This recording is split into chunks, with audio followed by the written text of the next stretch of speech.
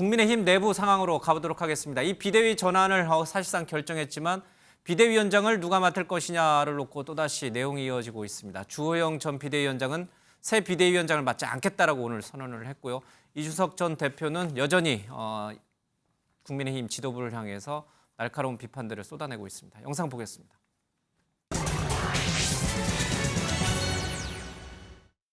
저는 곧 출범 예정인 국민의힘 비대위원장직을 맡지 않겠다고 당에 말씀을 드렸습니다. 비대위 구성은 당대표 직무대행인 원내대표가 권한을 가진 것이기 때문에 후임 인선에 관해서 제가 의견을 낸 일은 없습니다.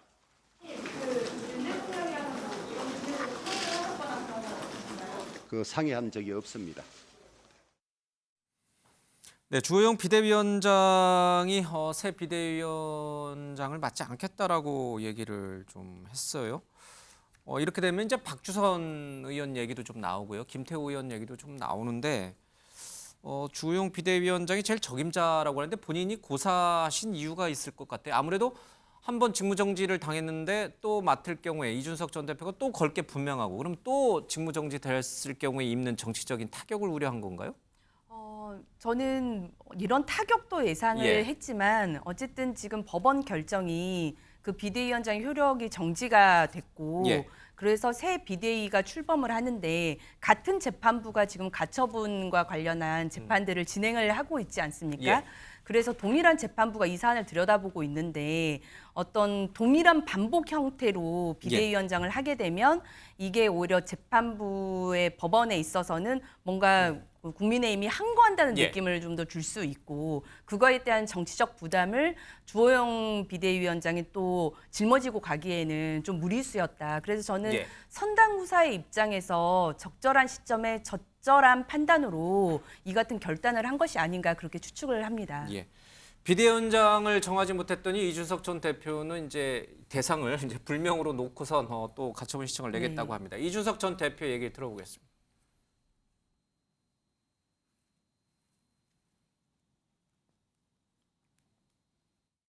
가사가 마음에 들지 않고 노래 부르는 사람이 마음에 들지 않으면 가수에게 노래 부르는 창법을 지적하던 그 세태, 바로 대한민국의 정치가 지금 겪고 있는 아픔입니다. 그들이 뭐라 하든지 금지곡을 계속 부르겠습니다. 우리 당에 금지곡은 없습니다. 뭐 금지곡 계속 부르려야 될 금지곡은 없으니까 노래 그냥 부르시면 되고요. 금지곡 말씀하시는데 저는 이 군사정권 시절 그 어목했던 권위주의 시절에 민주화 투쟁을 하면서 그런 경험을 가진 사람인데 그 당시 금지곡이라는 용어가 가지고 있는 의미를 잘 모르시면 함부로 그런 용어를 쓰는 건 아니라고 봅니다.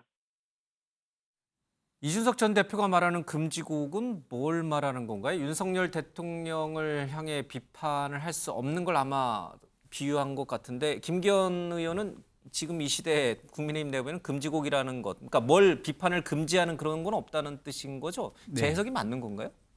저 대구에 있는 김광석 거리에서 김광석 가수에 대한 노래를 이제 언급하면서 그 당시에 있었던 금지곡 등을 언급하는 그 자유에 관한 본인의 주장을 하고 싶었던 것 같습니다. 그러니까 윤 대통령도 자유를 주장해 왔던 만큼 이렇게 누군가에 대한 비판의 대상에서 누구든지 비판할 수 있는 자유로운 문화, 이거 이제 이준석 전 대표가 얘기하고 싶었던 것 같은데요.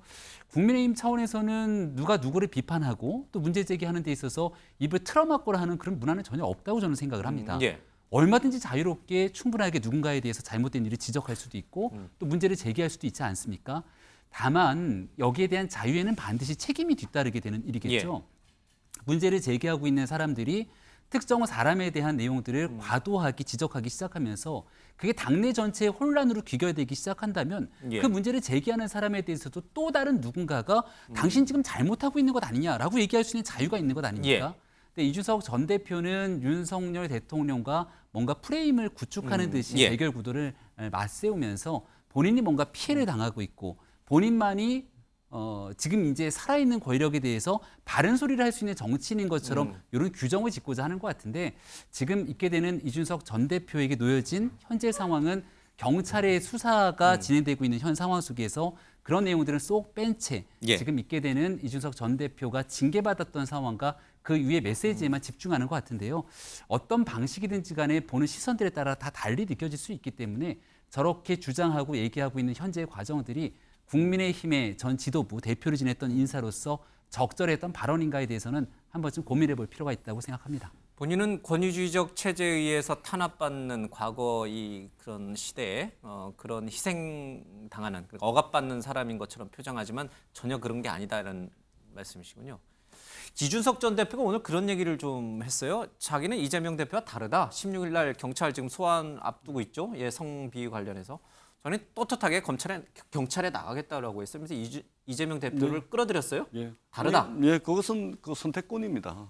우리 그 박원석 의원님께서 아까 말씀하셨듯이 검찰의 소환 요구는 그에 응하든 응하지 않든 예. 개인의 선택권이고 응하지 않게 될 경우에는 법원에 체포영장을 신청을 해서 체포를 해가면 됩니다. 근데 체포 안 당하려고 도망가고 하는 것은 명백하게 법치를 훼손하는 불법이 될 수가 예. 있겠죠. 근데 저는 이 지점에서 저는 정말 중요하게 보는 것이 국민의힘이 서울 남부지방법원에 예. 정당 자치, 정당 자율성에 개입하지 마라. 이 의견서를 제출을 했답니다. 저는 이것은 명백하게 상권 분립의 원칙을 훼손하는 것이고 사법부를 집권 여당이 급박하는 거라고 생각을 합니다. 예.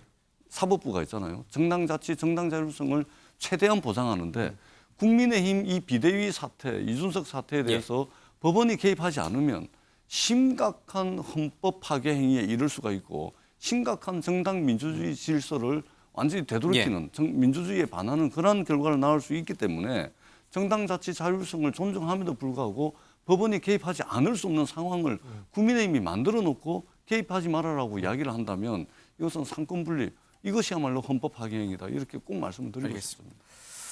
일각에서는 이준석 전 대표가 이렇게 금지곡 얘기도 꺼내고 계속 연일 기자회견, 집거 대신에 기자회견을 하면서 이렇게 본인의 존재감을 드러내는 것이 사실은 사랑을 갈구하기 때문이다라고 해석하는 분들이 일부 있는 것 같습니다. 뭐 동의하기 어려울 수도 있겠지만요. 영상 보겠습니다. 우선 저는 체리 따봉을 못 받아봤고요. 단 한 번도 받아본 적이 없습니다. 적어도 제가 바라던 그리고 많은 국민들이 표를 던지면서 상상했던 대통령의 모습이 겹쳐지는 내용은 아니었을 겁니다. 윤석열 후보의 매력에 푹 빠져서 합니다. 대개도 가지 않겠습니까? 일정이 끝나고 이제 총괄적으로 보고도 드리고 다음 날의 어떤 스케줄에 대한 얘기도 하기 위해서는 대개 가는데 라면도 끓여주시고요. 직접요? 예, 라면 끓이면서 계란 2개? 뭐 이렇게 말씀도 하시고 이게 굉장히 투박하고 직설적이고 서민적인 토탈하다. 예, 이런 모습을 좀 보면서 장제원 의원은 얼마나 대단한 사람이길래 라면도 끓여주고 계란도 2개나 넣어주고 이런 일화를 저희가 알고 있습니까? 대통령이 직접 라면을 끓이고 계란을 2개 넣어줬다? 그렇죠. 장 소장님, 대통령이 이준석 전 대표에게 체리 따봉도 좀 이렇게 보내주고 계란에 라면도 좀 2개 풀어, 라면에 계란 2개 풀어서 이렇게 좀 주면은 좀 해소되는 문제인가요? 예? 이걸 원하시는 건가요, 지금 이준석 전 대표? 그렇게 간단한 문제는 아니죠. 그래서 이준석 대표가 저거 얘기한 것은 그냥 어떤 가십성 뭐 그런 얘기지. 나 체리 따봉 받고 싶어요, 진짜로요. 이렇게 뭐 얘기한 거겠습니까? 계란 2개 먹고 싶어 이건 아니고. 뭐 지금 이준석 대표와 윤석열 대통령 간의 간극은 도저히 좁혀질 수 없다라는 좀 생각이 들고요. 윤석열 대통령께서 내부 총질하는 당대표라고 규정을 했기 때문에 본인은 참 국민의힘이라는 플랫폼 안에서 정치하기가 상당히 어렵다라고 본인도 느끼고 있을 거예요. 그렇기 때문에 여러 가지 무리가 있다고 많은 분들이 선배 정치인들이 얘기를 하지만 법적인 소송을 계속하는 거다라고 보여지는데 저는 기본적으로 이준석 대표를 응원하는 입장입니다. 국민의힘의 지금 당대표를 쫓아내려는 여러 가지 모습들이 과연 상식적이고 합리적이냐, 그리고 당원 당규를 지켰느냐, 이 부분에 대해서는 국민의힘 의원들이 상당히 무리한 일들을 했다라고 전 보여집니다. 알겠습니다. 한 30초 정도 드릴게요. 이준석 전 대표의 저런 행보.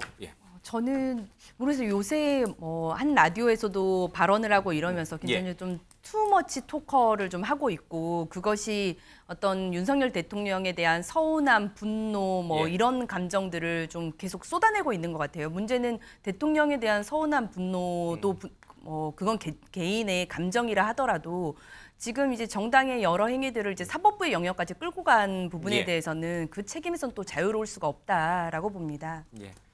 이 추석밥상에 이재명 대표 얘기가 더 나올지 이준석, 윤석열 대통령 얘기가 더 나올지 모르겠어요. 뭐 골고루 나올 것 같고요. 예. 이준석 대표가 저러는 게 뭐 사랑을 갈구한다기보다도 국민의힘이라는 플랫폼을 내가 바꾸겠다. 저런 보수로는 앞으로 다가오는 세대에 바꿀 힘이 없잖아요. 아니 바꿔보겠다고 얘기하는 거죠 지금. 계란으로 바위치기라도. 그래서 어제 대구라는 예. 그 보수의 본산에 가서 기자회견하면서 예. 이런 보수로는 안 된다. 그래서 자기가 이제 보수의 새로운 지향점을 찍고 이게 중과 부족의 싸움처럼 보여도 예. 시간은 내 편이다 이런 생각을 하고 있는 것 같아요. 그 싸움이 성공할지 아니면은 실패로 끝날지는 지금은 알 수 없군요. 예단할 수 없죠. 알겠습니다.